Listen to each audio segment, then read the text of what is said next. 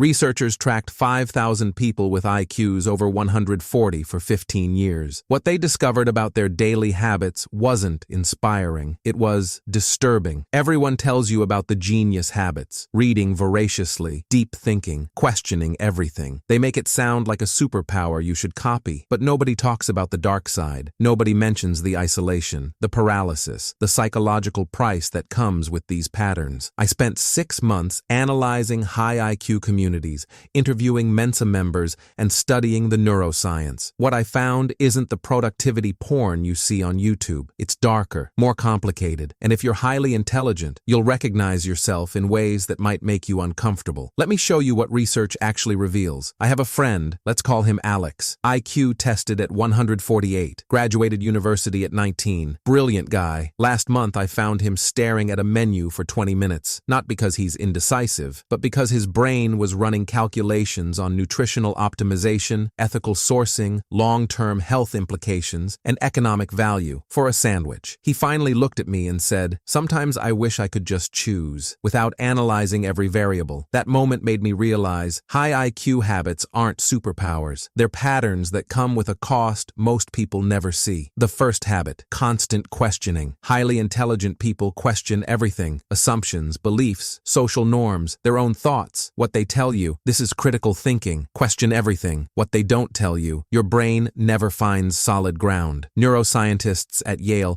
discovered that people with IQs above 130 show significantly lower activation in the brain's certainty centers. They literally can't feel certain about anything. Imagine making a decision, and your brain immediately generates 17 reasons why you might be wrong. Every single decision, every day. Research from Cambridge shows this correlates with higher anxiety rates, not because highly intelligent people are mentally weak, but because their brains won't stop finding problems in their own solutions. The habit: question everything. The cost: trust nothing, including yourself. The second habit: pattern obsession. Seeing patterns everywhere, connections nobody else notices, systems underlying chaos. What they tell you: this is genius-level insight. What they don't tell you: you can't turn it off, ever. A study from Stanford revealed that high IQ individuals have hyperactive pattern recognition systems. They see patterns in random noise, connections that don't exist. You're watching a movie, your brain is analyzing narrative structure, cinematography patterns, character arcs,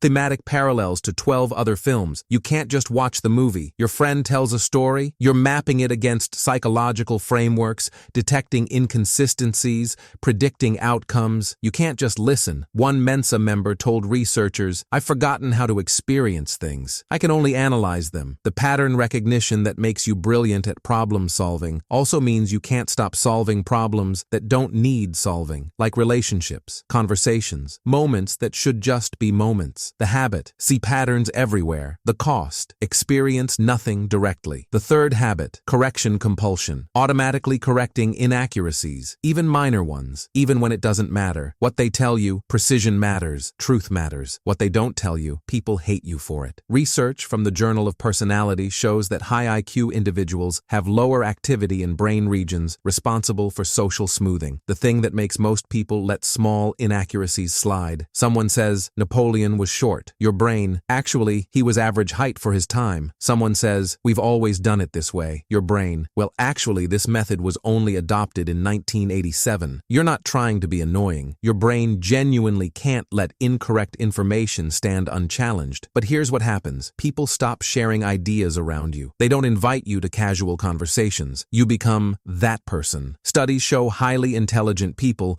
report more social isolation, not because they lack social skills, but because constant correction makes people uncomfortable. The habit: correct inaccuracies automatically. The cost: loneliness you don't understand. The fourth habit: analysis paralysis. Analyzing all options before making decisions, gathering complete information, considering every angle. What they tell you: this is thorough decision-making. What they don't tell you: you never actually decide. Most people hit their information satiation point around 3 to 5 options analyzed. High IQ individuals, they blow past it, 10 options, 20, 50. They're still researching when everyone else has moved on. A Harvard study found that people with higher analytical intelligence make fewer decisions overall. Not better decisions, fewer, because they're trapped in analysis loops. The habit: analyze thoroughly before deciding. The cost: never actually living. The fifth habit: intellectual superiority awareness. Knowing you're smarter than most people in the room and hating that you know it. What they tell you: nothing. Nobody talks about this. Research from UC Berkeley studied high IQ individuals and found something disturbing. Most are acutely aware of the intelligence gap, and it tortures them. You're in a meeting. Someone proposes a solution. Your brain has already identified 7 problems and generated 3 better alternatives. Do you speak up? You're arrogant and condescending. Stay quiet. You watch preventable failures happen. There's no winning move. One researcher described it as intellectual loneliness, being surrounded by people but unable to connect at your processing level. You simplify your thoughts to communicate. You watch people struggle with concepts that seem obvious. You bite your tongue constantly. And the worst part? You know how this sounds, so you never talk about it, which makes the isolation worse. Studies show higher rates of depression in high IQ populations, not because intelligence causes depression, but because the social and psychological costs accumulate. The habit: being aware you think differently. The cost: never fully being yourself. Here's what you need to understand. These aren't habits you choose. They're how your brain operates. The constant questioning, hyperactive error detection systems, the pattern obsession, overactive connectivity in associative networks, the correction compulsion, reduced social smoothing mechanisms. You're not broken. You're not arrogant. You're not overthinking. You're running high-performance software in a world built for standard processing. And yes, there's a cost. High intelligence correlates with higher anxiety, more depression, greater social isolation. But there's also a path forward. Find your people, not just smart people, people who process like you do. The relief of not simplifying yourself is profound. Accept the trade-offs. Stop trying to be normal. Your brain won't let you. Find environments where your processing style is valuable. Learn selective engagement. You don't have to correct every inaccuracy or analyze everything. You can choose when to engage your full processing power. The internet sells you genius habits, like they're life hacks you should copy. But they're not habits. They're the operational reality of a different cognitive architecture. And that reality comes with costs most people never see. If you recognized yourself in this video, drop a comment with the habit that hit hardest. Subscribe for more psychology content that explains how your brain actually works. Remember, high IQ habits aren't superpowers. They're patterns with prices. The question isn't how to copy them, it's how to live with them.